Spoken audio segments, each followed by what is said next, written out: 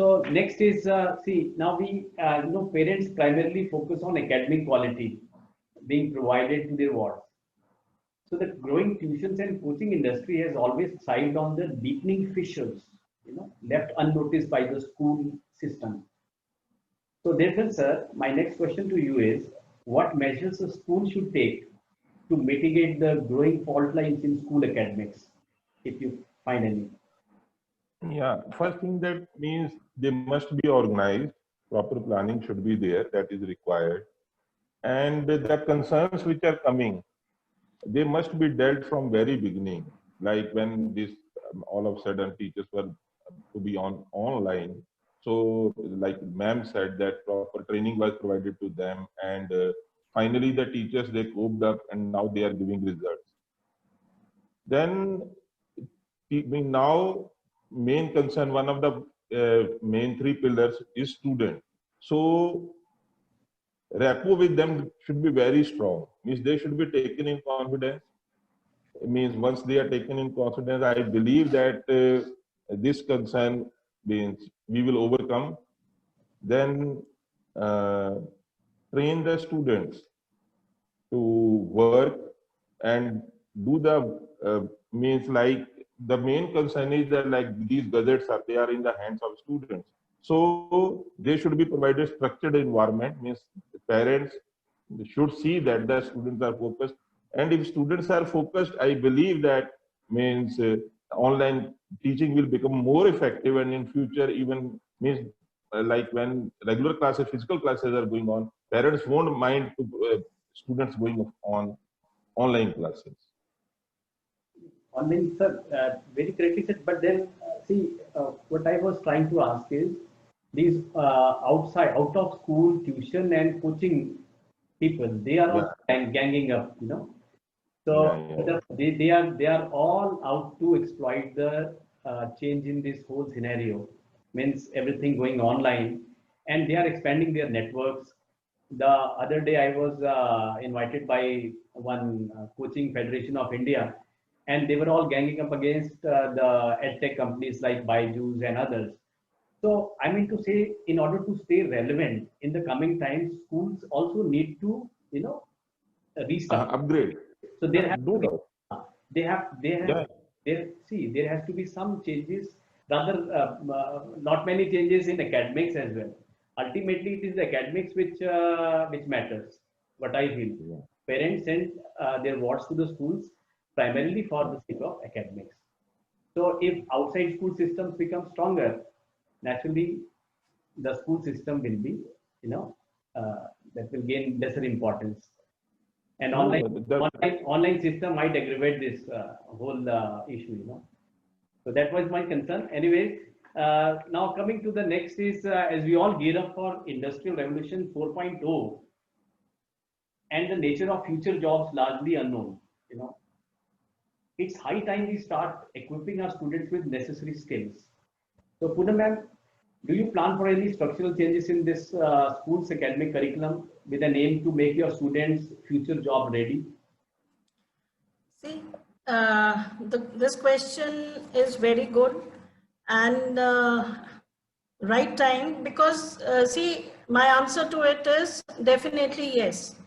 With new strategies which have been and policies introduced by the CBSE, rote learning, the rote teaching and learning process is obsolete totally. And there is a big paradigm shift in pedagogical learning. The lesson of 30 to 40 minutes is planned in such a way, and it has been already introduced by the CBSE and everyone is implementing, I think so, that the key focus is on child's personalized learning, keeping in mind the learning outcomes, and it should be skill oriented, and with it interdisciplinary approach should be there. That's how the lesson have to be planned according to the new strategies which the CBSE has planned. Correct. In this, of course, technology tools is the most important. Just now when we are using online platform, virtual platform, Many teachers are well aware with now more tools, online tools and apps in which they can, of course, they have also enhanced their knowledge, and thus they can give it to the students also. And the students can be assessed with it. Now, these technology tools which the teachers are teaching and the students are applying it, the knowledge they are applying, they are being assessed by it also. The assessment has changed. It is not the worksheets assessment now. It is the doing assessment. The child has to do and perform, and then only the assessment can be given to it, to the child.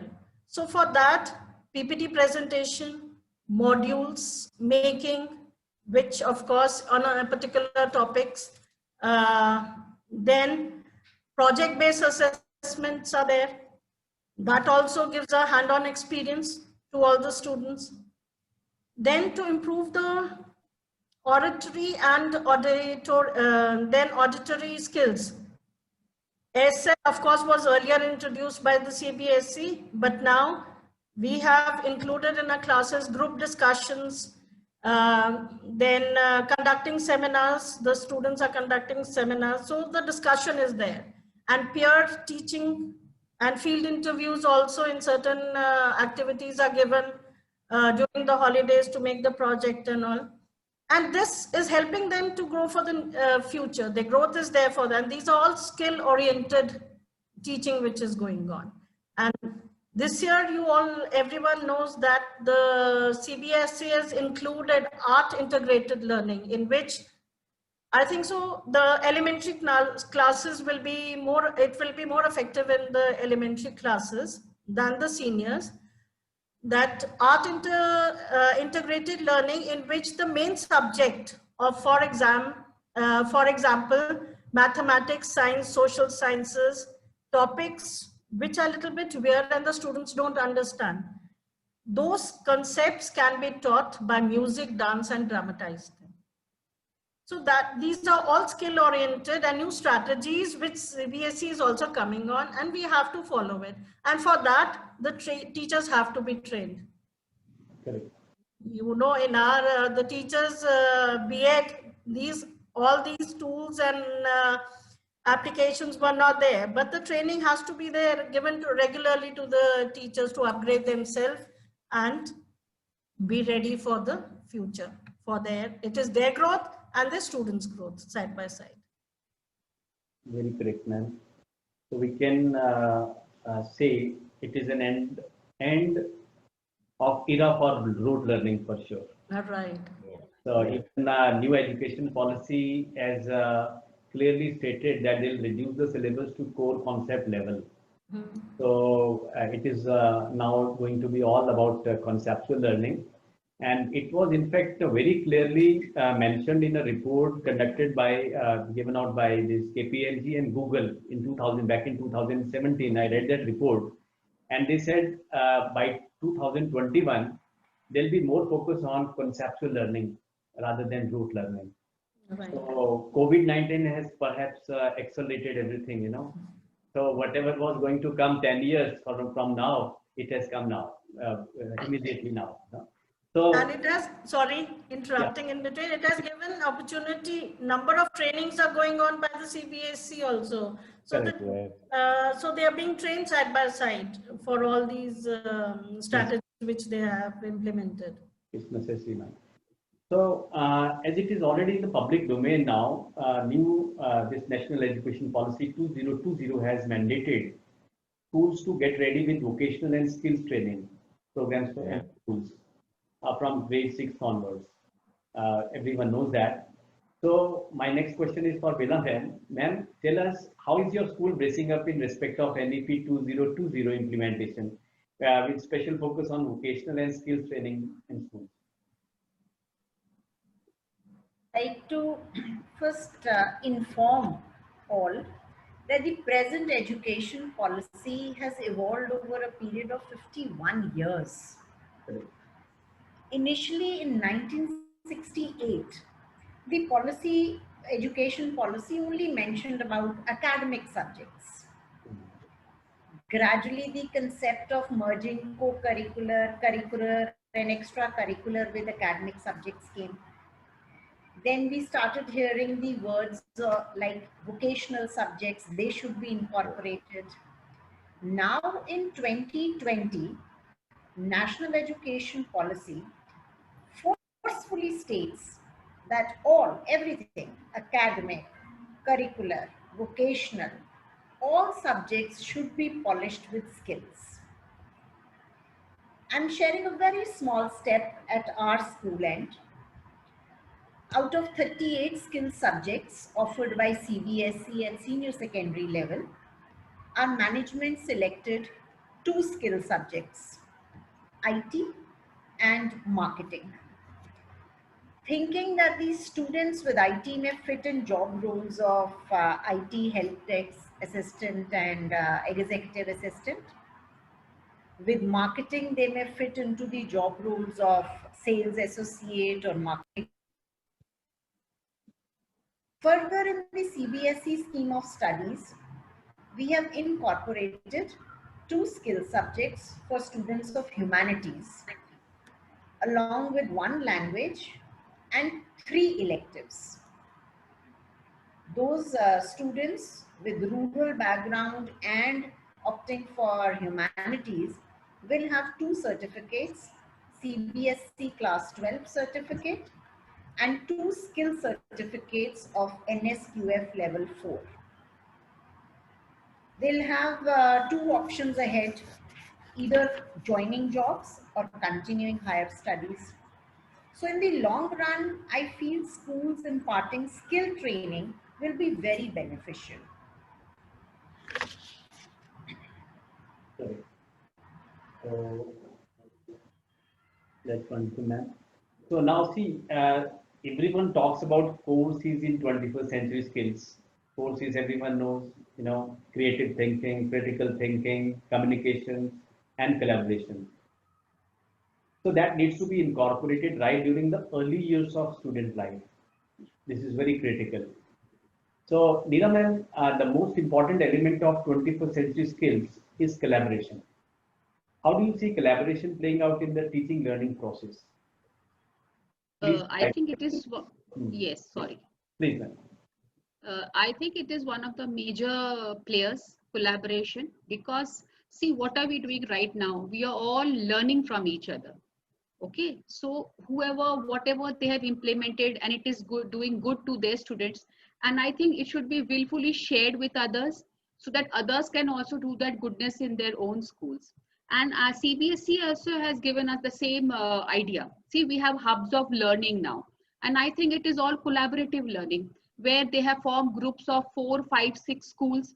They come together, they share their ideas, academic and non-academic, where every partner benefits. Okay, so if I am implementing something good in my school, I can share it with everyone, and they can be a part of it also. They can come to my school and they can attend that. My children can go to their schools and they can attend that. So CBSE has already created that collaboration is going to be one part of the learning and teaching process in every school, and that we all are part of that system where collaboration is there.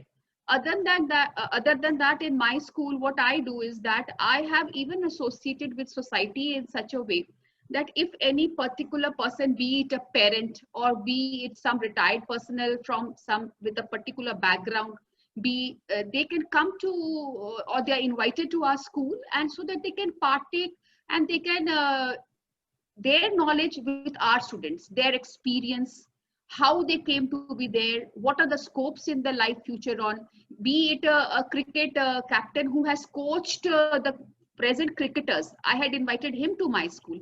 I had invited an international level environmentalist, that how he came there. So these are people who have learned their 30, 40, 50 years of learning experience, and they are coming and sharing with our children, telling them how they can reach that particular goal, what are the steps required to reach over there. So this is all collaborative because society is also part of that, And yes, of course, CBSE reiterates that yes, this is going to be also one foundation where we all learn from each other, where we can learn the better implementations done by other partners into our own system.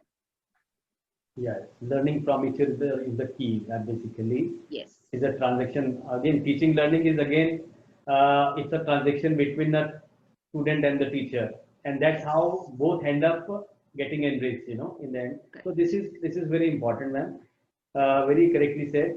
Now, well, as you know, STEM is an interdisciplinary approach to learning. I think Poonam ma'am also mentioned it earlier. Learning science and mathematics for laying on a solid concept-based foundation. In fact, as you again mentioned, ma'am, arts integration, it has been rechristened as STEAM now. STEAM means science, technology, engineering, arts, and mathematics. So an element of arts has been integrated with STEM learning now. So this is the age of digital skills, okay? STEM education is the new normal and is aggressively displacing the status quo of technology degrees.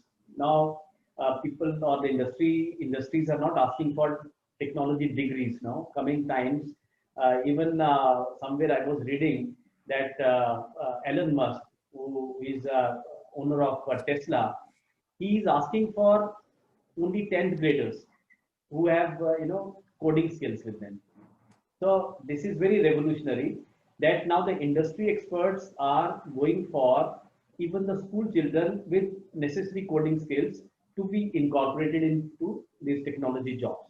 So degrees are, so again, the higher education is in a disruption mode for sure. So Devgan sir, please tell us what is the role of STEM learning in making students competitive for life? Ultimately, it is learning for life concept coming up now. Please. Yes, like just now we discussed about new education policy.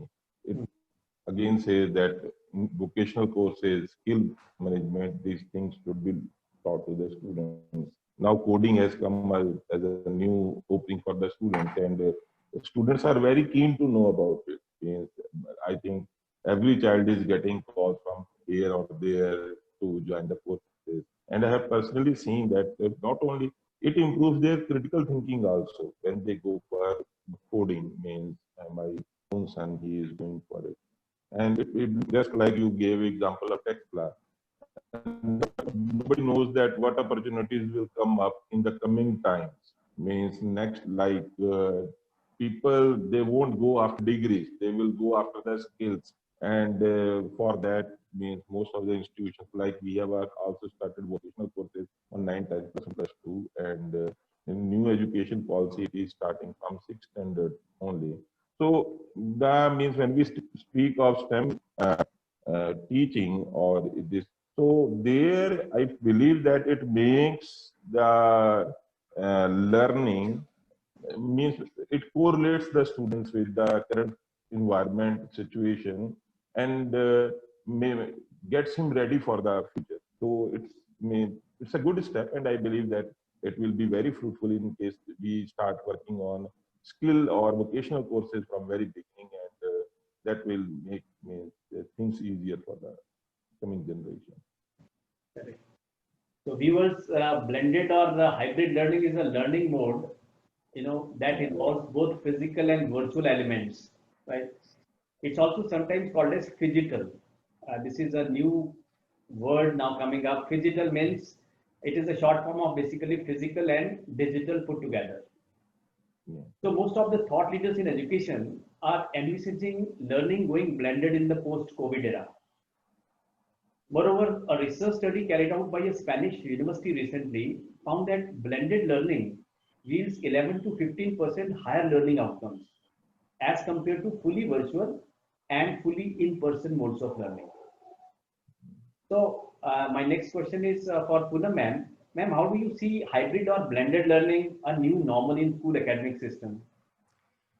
See, now first we have to understand what is hybrid and blending learning first, the meaning of it and the difference between the two.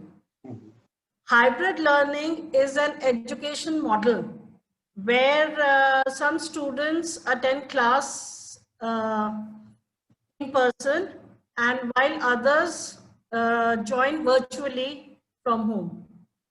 And the educator teach remote and in person at the same time. So we can say it is a mixed approach, right? And blending learning focuses on combination between offline and online learning. It can increased assess of attitude towards learning and better communication, and successful evaluators, of course, can do. But according to me, I don't know whether you agree, everyone agrees or not, but according to me, learning and blending learning, these education models are good example for the seniors or for the colleges. I hope you agree with it. Why? Because the students are more mature and they can understand the concepts themselves also if they are not present. But when we talk about school learning, Yes. then it becomes difficult. Yes. Because these students are in tender years and they need protection. Protection means they need proper guidance.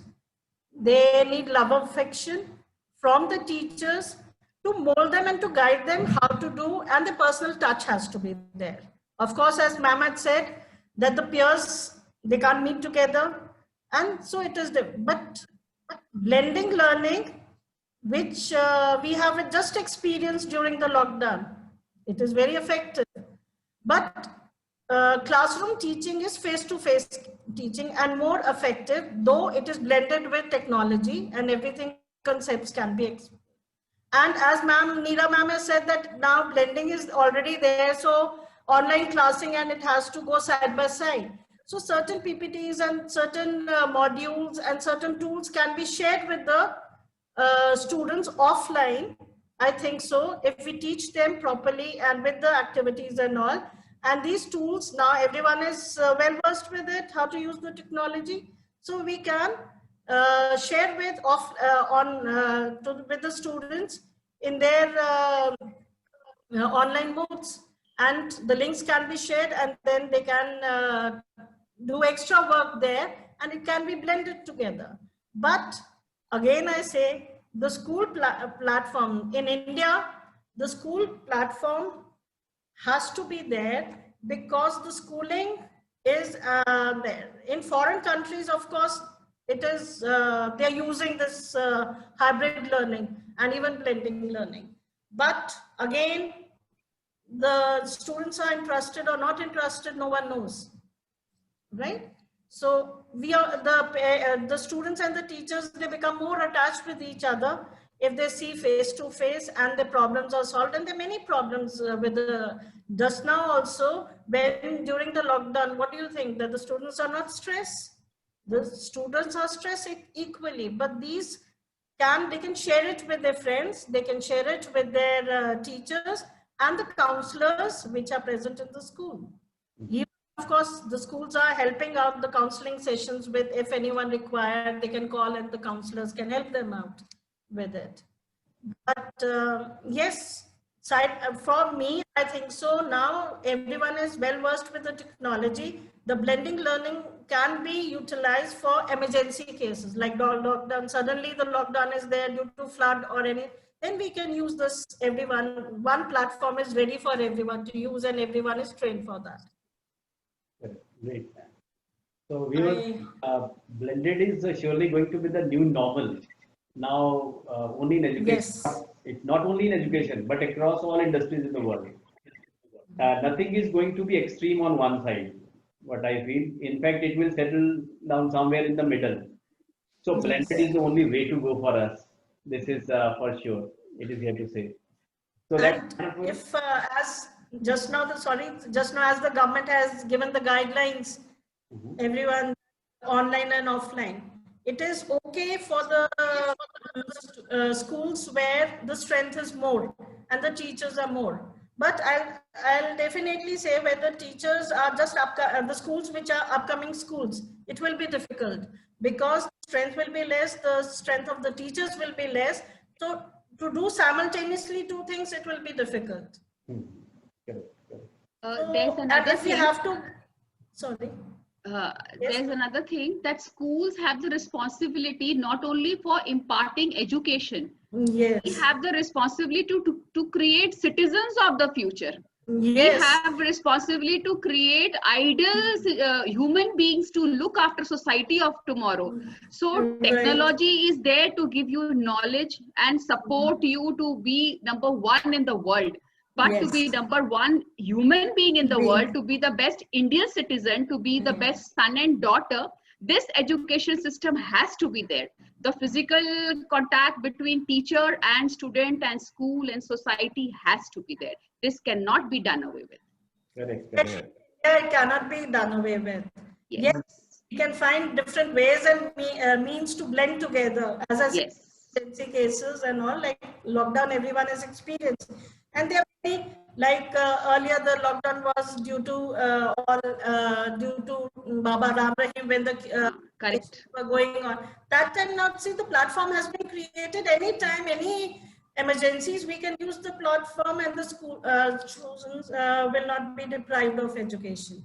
Correct. Correct. Very correct, ma'am. So that's wonderful. Thanks, Poonam ma'am, Bela ma'am, Devgan sir, and Neera ma'am for all your Thank you so invaluable much. inputs that are worth emulating. I'm sure today's webinar has enriched us all and our viewers too with some fresh thoughts and perspectives. Friends, the recent crisis has been a wake-up call, telling us that change and disruption is the only constant thing. We need to raise our agility quotient in order to adapt fast. That is very, very important. And as you know, evolving new habits will not take many years now. And current pandemic is a clear evidence which has accelerated our evolution in terms of socio-economic and cultural behaviors. So on that note, let's usher into the new exciting and wonderful times ahead. In the end, I again thank all the respected panelists on sparing their precious time. Thank you very much and good evening to all. Thank you. Thank you. Thank you. Thank you. Thank you.